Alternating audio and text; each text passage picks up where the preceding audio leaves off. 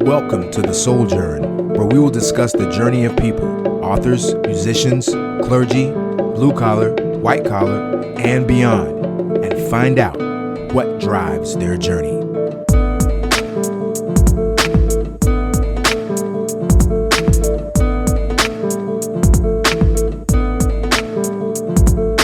I'm Proverb Newsom. The Soul Journey starts right now. Hey, welcome to Soul Journey. I'm your host, Proverb Newsom, and we're here today in Stuart, Florida, at the Grace Place, talking to Pastor Jeff Williams, aka J-Dub. How you doing, man? Oh, good, man. Good to be on the show. Thanks for having me. And yeah, brother, I'm just blessed beyond imagination with what God's doing in my life, and happy to be here. Happy to talk to you, my good friend and brother in Christ. And yeah, man, it's all good. That's awesome, man. It's been a while since we've had a chance to catch up, and so I wanted to, number one, I've been trying to get you on the podcast for a while because I think you have an interesting story, man. I think people would benefit in hearing what your journey has been, and but it just never worked out until now. So here we are, no doubt, at your spot in your office. In fly office that it is. The Grace Place. The Grace Place. Stuart. So what is your official title here? What do you do here? So I am family and young adults pastor. So I do events that concern families and work with marriage ministry, as well as do the young adults program. And then I'm an assistant pastor. So I assist the senior pastor, whatever that means. So, even from preaching on the weekends when he needs it, and of course, worship planning and things of that nature as well. Okay, man, it's good. Yeah. So how did you get to be the pastor to young adults here? I mean, what were you doing before you got into this ministry? Before I came here, I was leading as a volunteer a young adults program at another church. And I did that for a year. And before that, I had, I kept feeling that calling in my mind, just like God putting in my mind this young adults. But for 2 or 3 years, people were running that young adults program. So there was no place for me to be a part of that. And so I just, just wrote it off.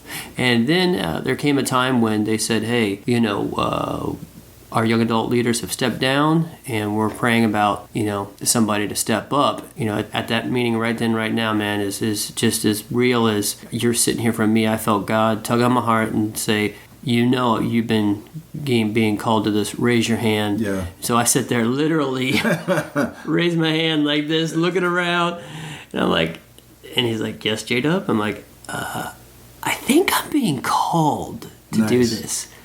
And he's like, well, I'm not putting that out there for you to volunteer. I'm just saying we need to pray about it. I'm like, no. God's been putting this on my heart for the last couple of years. And so I took that step out, and it was an insane, amazing journey. Really had to kind of start from ground up, and God just shaped me over that year. And then after a year, just seeing tons of blessings and salvation and spiritual growth, numerical growth, God opened the door for me to transition into full-time ministry here at the Grace Place. Man, that's awesome. That sounds like a pretty cool journey.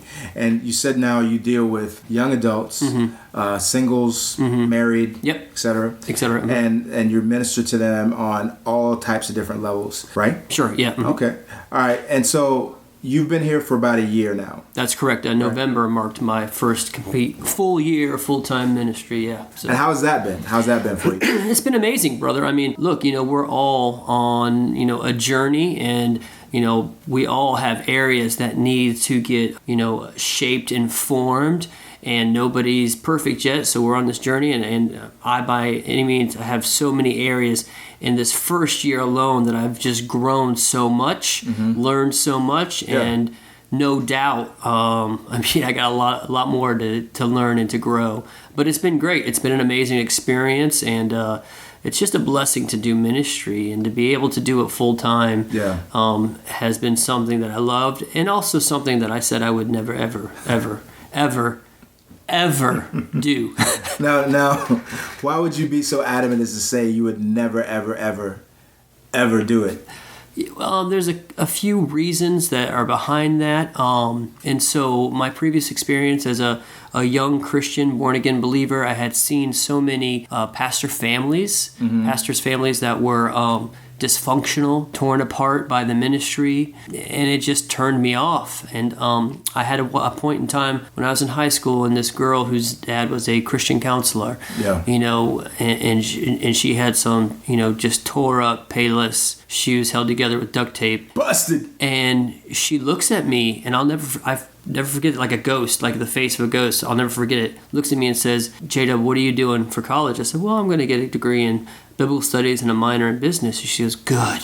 Whatever you do, don't go into full-time ministry." Oh, man. And so Dang. that just like, bam, just like, I ain't going to lie to you. That like stuck with me. Yikes. For the rest of my life. Now that, with other things that I've seen, I said, look, I just want to be a follower of Jesus. I want to be a Christian. I'll be 100% committed volunteer, but I just had no desire to have the title or to be a pastor. Yeah, you didn't want to be a part of that nightmare that she was describing, That right? she was describing. Yeah. And obviously I think that was the enemy. Sure. Doing whatever he does. Yeah. That's crazy. Yeah, and you hear that a lot from people that are close up to the pastors. Sure. Like their kids and sometimes their wives. I mean, and obviously, there's a flip side of that coin where pastors are doing it right as opposed to doing it wrong. Right? Absolutely. And the wrong, those stories you hear, the guy's doing it right. You don't hear. They're just doing it. Yeah. And they're living their lives and they're ministering and they're doing what they should be doing. So you are now the minister to young adults, right? Just young adults. We have a student pastor. So young adults here at the Grace Place, and your journey has been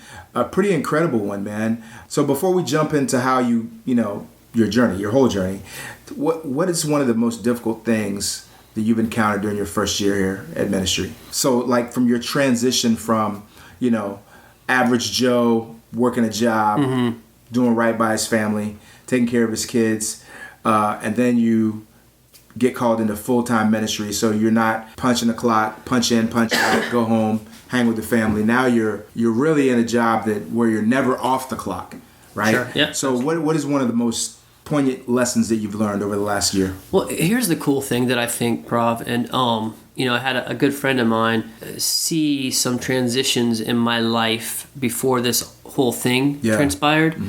And he said, "Jay, he's grooming you. He's grooming you." And that guy's name was Proverb. Oh, man. And how come you always tell me stuff that I say that I don't remember? Why is that? I don't know. But the cool thing about that grooming process that God does when you're being called is that my first year in ministry, there was a lot of things I had experienced, but I had kind of a precursor to them. Before this full-time gig started. Yeah, okay. So I had encountered when I was a leader at the other young adults program, I had encountered all kinds of the, let's call it church politics. And, but even before that, I was in a management position in my full-time day job. So I had experience with, managing people. Sure. And coordinating and executing events and teams. And so all those things have played into my full-time position here. So a lot of the things, even though they were a first time experienced them as a full-time pastor, it wasn't my first time experience. Right. So like basically God was showing you snippets, if you will, of what your life was going to become. Absolutely. So he was just kind of, all right, I'm going to have you here doing this. And you're like, okay.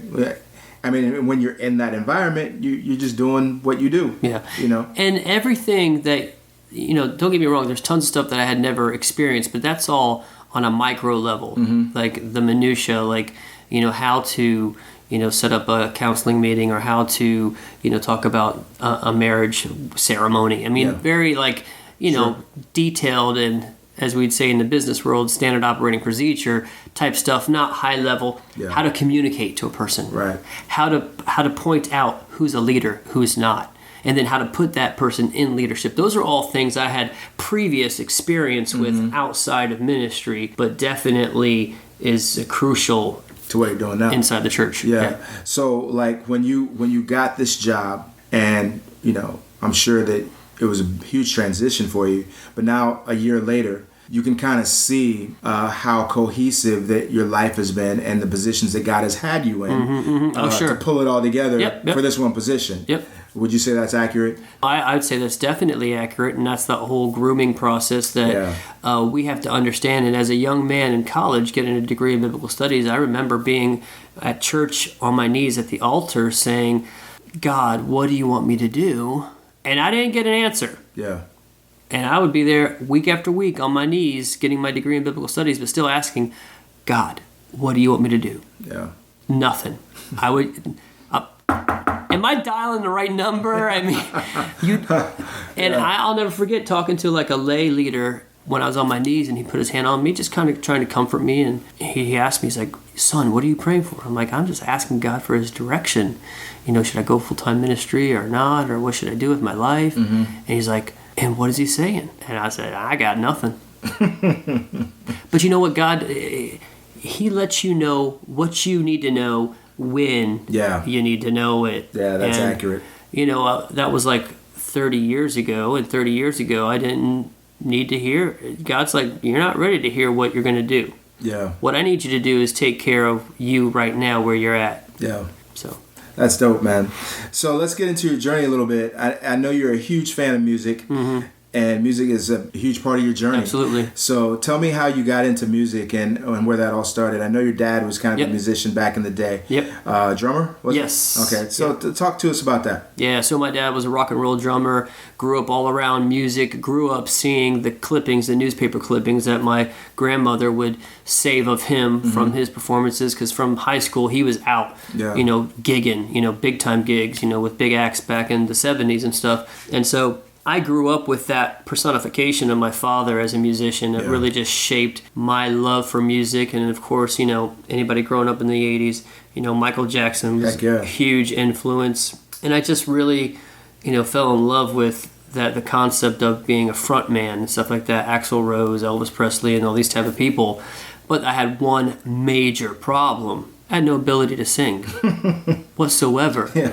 That's kind of going to hinder your whole career, man. It was a minor hindrance, Little sidestep, little hurdle you got to go over a little bit. Nothing that we can't, look over. But so as hip hop kind of surfaced into the mainstream, I was probably about, I don't even know what, not barely 10, something like that, maybe 8 or 9, I don't know. You had Breaking 1, Breaking 2, which was taking Boogaloo. Was taking that hip hop culture and giving it to the masses and pop culture and people that were in suburbia like me. And so I got exposed to hip hop and to the rap that came along, and I was like, man. And I think something in me from my father being a drummer, I was drawn to the rhythm. Yeah, definitely. So even though I wasn't a drummer by trade, I have this, just in my mind, whether it's true or not, I have this natural rhythm inside of me that I get from my father. Mm-hmm. And so the hip hop and the rapping just was an easy connection. Sure. And lo and behold, you don't got to sing to rap. No, you don't. And if your name's Drake, maybe. Maybe, but this is way before Drake. This is way before Drake. So to me, it was like, it's go time. Yeah. I was like 12 years old. Mm-hmm. I knew what I wanted to be, where I was going to go, and how I was going to do it. And Will Smith had blazed the path there with Parents Don't Understand, Nightmare on My Street, and some other, down south. Girls Ain't Nothing But Trouble. And some other down south groups that were just blowing up at the time. I'm not going to mention their name, but had the word crew in it. And, but all these things were just blowing up, hip-hop. And I was like, I'm going to do. And then after that emergence, you have the emergence of the white rapper, which really, honestly, from my perspective... Wait. You're white? All these years, I didn't know. Here's the deal, man. I didn't know, Look, man. I used to go to the studio, and from the studio, now, obviously, I'm not black, but in the studio, Chuck, the engineer, God bless Chuck, he's the most amazing engineer known to man, but he thought I was Hispanic. Everybody always thought I was Hispanic, Yeah. Because, there's no way you can rap like this and be white. That's funny. But the emergency of the white rapper really, I think, emboldened me to think, man, I could really do this. Yeah. And so, boom, that just set me on a path that, I was ambitious. And from 12 years old, I started writing songs and didn't stop. And then next thing you know, album after album after album. And gig after gig and hustle after grind. And a lot of blood, sweat, and tears, but I loved every single minute of it. Yeah. And then at 16, I became a born again believer, and then at 17, started to transition and use those talents and gifts for the Lord, and that was the journey. So tell me the names of your albums. So if someone's checking out this podcast, and I'm assuming that they are, I hope they are. Millions and millions. Billions of people. Millions. Drop some of the names of your albums they can find on Spotify, Pandora, wherever they listen to music. So the albums in order, you're not going to find this one, but the first one was called Total Praise, and then the follow-up to that was Hip Hop on Another Level. You can find that everywhere. Then the follow-up to that was Withering Tree. Mm-hmm. And then the following up to that was I Go Back. And then I have a 5th studio project that 5 album hasn't been released. And only the Lord knows if it ever will, but that's the 5 album.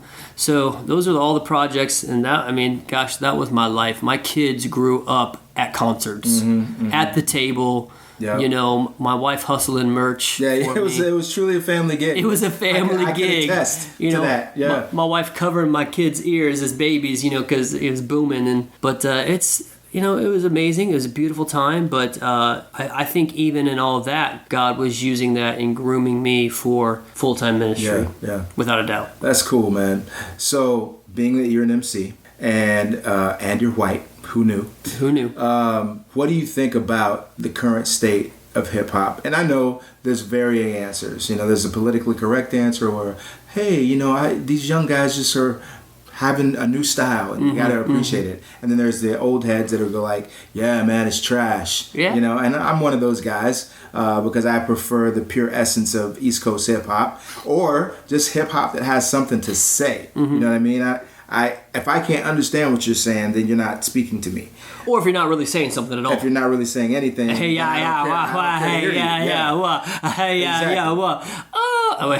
like, yeah, okay, man, I get it. I get it. You're the preposition rapper. I understand. There you go. So put something between those, and maybe we can see something. I don't know. But what do you think about the current state of hip hop? Yeah. So I mean, here's the deal. My father was an old school rock and roll head, and anything that dropped after, you know, 1979 was garbage. Hot garbage. Hot trash. So unfortunately, Prov, you know, I love you. Yeah. But you got the dad syndrome because you're stuck in 1995. Hey, and everything after that is hot garbage. Hot trash, bro. You know, and so and I'm not saying that's not some truth to that, but you do have some MCs today that have got talent and skill and ability. Yeah. Now they're not the ones that are popping off. Right. But the reality of it is, whether you want to accept it or I want to accept it, is that music styles change, music tastes change, and the audience that's listening to that changes. So now my kids, my daughter's 15, my oldest daughter's 18, you know, they're the ones deciding what they're going to buy, what they're going to listen to, and what they like. So whether I like it or not, they like this sound, or this sound is popping off, so they're jumping on it. Yeah. You know, but I do find a degrading of the quality of hip-hop to that, you know, real simplistic, almost Miami sound that was just a hook over and over again. You know, whatever, that was that Miami style, the bass style, that was just the hook. You mean, if they said a lyric or two, you're lucky. You know, it was always a hook, hype, beat. Yeah. And so that's what really I feel like we got. There's some people that break that mold, but not many. Yeah. Is that good or is that bad? That's in the eye of the beholder. Some of it I can appreciate. Most of it I do not. Yeah. And I'm right there with you, man. I mean, I interviewed a guy on this podcast once. His name is Ricky Aiken. Shout out to Ricky Aiken, who was the president and CEO of this group called Inner City Innovators. And what he said to me is so profound because as a leader in the community, he talks to a lot of young guys on the street and tries to pull them out of the street lifestyle into a productive lifestyle so they can see other opportunities beyond just the corner. And he said that even in his 30s, he's almost aged out of the ability to be able to speak to where they are. And so he is trying to raise up other peers closer in age to be able to speak to where they are, because he at 30 has aged out of the ability to be able to speak into their lives. And I kind of feel like the same thing is happening to hip hop, right? So but in reverse, kind of like as a listener, I've aged out of the ability to be able to understand current hip hop. Absolutely. But I still respect the art form and people that make the art. But it's just the art itself that I just don't appreciate anymore like I used to. Hot garbage. Hot trash. Hot garbage. I stick by that. I got a hefty bag for all y'all cats. Just Come kidding. on now. Nothing Be nice. Nothing Be but nice. love. Nothing but love. But yeah, I still like listen to the people I listen to that are aging with me, and they to this day are still as relevant as they were since the first time I heard them. And that's just again, that's just me. And like you said, it's a perspective of the eye of the beholder, the ear of the beholder, if you will. So let's talk a little bit more about your hip hop and how you talked about your dad and your journey of getting into hip hop and the emergence of the white rapper / third bass, Eminem. Man, who else was out there? Beastie Boys. Yep, all those guys. How did that affect you, and how did that propel you to pursue it? Well, as you saw these other MCs, these white MCs come up, that just emboldened me to write and not be ashamed of the fact that I was white. Yeah. But even as I was 12, I was like, man, I can't wait till I hit puberty because I won't sound like a girl when I'm rapping. Because I probably sounded like this. I ain't gonna lie. Right. But honestly, that was the part of my healthy progression as an artist. And the other thing I used to do before we have all this technology, it's insane the technology cats have today. They could do anything. But I was taking cassette tapes and I would dub over cassette tapes with my mouth with beatboxing and horns and strings. So I would just dub over and make my beats like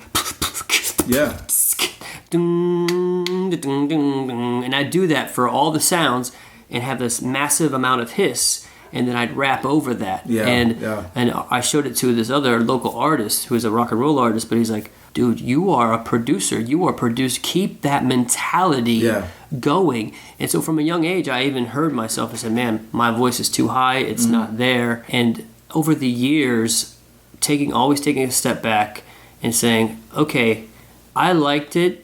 But is it as good as this guy? Is it as good as third bass? Is it as good as Eminem? Is it as good as... And so that has always helped me to grow myself as an artist, to be honest with myself and to step back and take off my ears and put on my listening ears and compare it to whatever is so-called the hottest and the best out there. Right. And say, do I compare? Do I stack up? Where do I need to tighten up? And I'm not saying that I always hit the mark, but I was always shooting for it. Yeah, and the cool thing about what you just said, Jay, is this. When fans listen to J-Dub and Eminem, the cool thing is, lyrically, you don't have to be an Eminem to have the quality that his music has. Sure. And that's the important thing. Yeah, you could be the hot MC with dope bars, but if you're on hiss of a cassette tape, no one's going to be checking for that. Yeah. But if the quality is on point, like, yo, this cat put money into this, it sounds like he went to a real studio, just like M, or just like Black Thought, or just like this. Sure, his bars are maybe not as dope, but he's in there. He's in the ballpark. And so when I think about quality, that's what I think about. It's like, making sure your quality is on point to something that can be sold in stores and not just something that's passed out on the streets that's subpar. You know what I mean? No, absolutely. And that helps you bridge the gap to a listener. Yeah, absolutely. That helps you bridge the gap. But then you also, you have to, the best you can, flip it the best you can so that you do have some type of quality in your creativity without the profanity, the worldliness, the sinfulness that worldly hip-hop brings. And so that was always the challenge, to not just be like or better as Eminem or whoever you're trying to be like, but try to be more innovative and more creative, and obviously keep it within the confines of our faith. Yeah, absolutely. So that was always the real struggle that I was trying to achieve was, how can I be better than what's out there, but still be true to what I believe in? Yeah. So absolutely. That was the journey, man. Cool, man. And so you could kind of say that you went from MC to pastor, rapper to pastor. There you go. If you will. And now you're a father too. You have 2 girls, right? And you've been married for how many years now? 22 years to my beautiful, lovely, amazing wife, Susan, a.k.a. Sue Dub. Sue Dub. Shout out to Sue Dub. So tell me, man, what's the hardest part of being a father to 2 girls? I think the hardest part is just trying to be a good example, because I'm a human being. Sure. I'm not perfect. Yep. but I do love my kids. I do love Jesus, and I've always wanted to be a good example because I know that we learn by example. And whenever I see bad qualities in my children, 9 times out of 10, they look like the exact same things that I do. So I'm like, oh, yeah, that's the fun part. It's hard to call out something when you know you're doing it too. That is so me. I'm gonna just let that slide because I do that too. So get a pass on that one. So that's to me that's the biggest struggle is just because I've never wanted to push a false narrative with my kids. Yeah. And I've always tried to be real. I've always tried to be transparent. I've always tried to be genuine, and always try to bring it back to Jesus. Yeah. And so that at the end of the day, when my kids grow up and move out of the house, they will know where the foundation is. Sure. And wherever they go or may stray or whatever happens, they know they can always come back to Jesus, and Jesus is the foundation of life.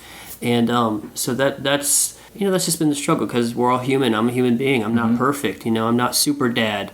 I'm not the, whatever we think. I have a perception of what the perfect family is. Yeah. I have never sniffed that perception by an Haven't even ounce. come close to Haven't it. even come close to it. I'm a failure 100% of the time, but I'm doing my best, and I've always done my best. And hopefully when my kids grow up and they marry and they have their own kids, they'll say, yeah, my dad wasn't perfect, but he was always honest, he was always real, and he was always about Jesus. That's my prayer. That's tight, man.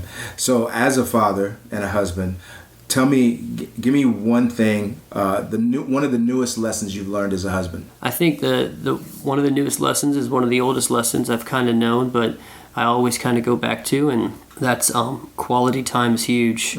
Quality time is huge, and especially if you read the book 5 Love Languages, that some people that's their love language. Yeah. But regardless if it's their love language or not, just quality time is huge. And as an artist and as a pastor, your time gets sucked up like a vacuum. Yeah. And you know that. Yeah. And so that's just whenever I have an unbalance in my house, or I feel like an unbalance in my life, my family life, it's usually because I'm not giving my family the quality time that they deserve.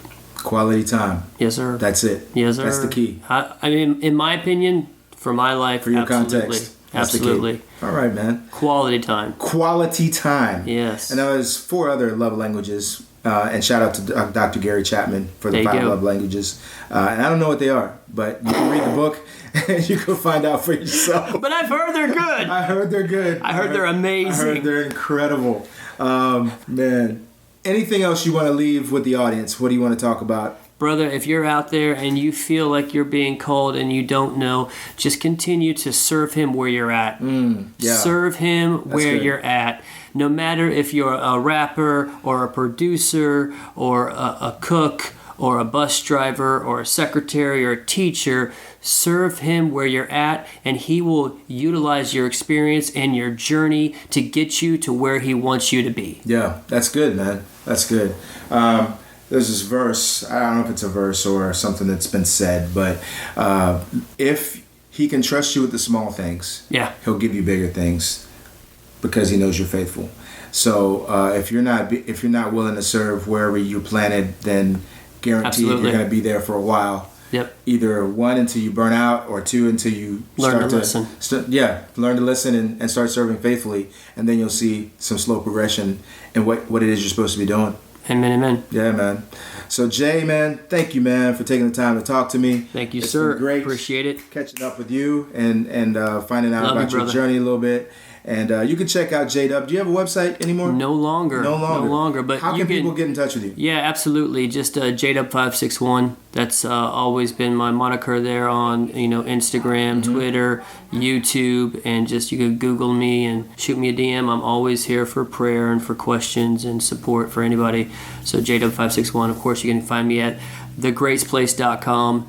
And I have an email account, which is with The Grace Place, which is jdub@thegraceplace.com. So that's awesome. So he's easy to get in touch with. If you want to follow up this podcast, reach out to him, ask some questions, find out more about his music. Whatever you want to do, check him out at JDUB561 at any social media outlet, and you can reach out to him. Hey, that's it. That's our time. It's a wrap for this edition of The Sojourn. I will see you next time. Remember, life's a journey. Enjoy the trip. That's a wrap for this episode of The Sojourn. Hopefully you learned something, were inspired and motivated to begin a journey of your own. Please email me your comments, questions, or even suggestions for my next guest at proverb.newsome@gmail.com. Once again, that's proverb.newsome@gmail.com. This has been The Soul Journey. Remember, life is a journey. Enjoy the trip.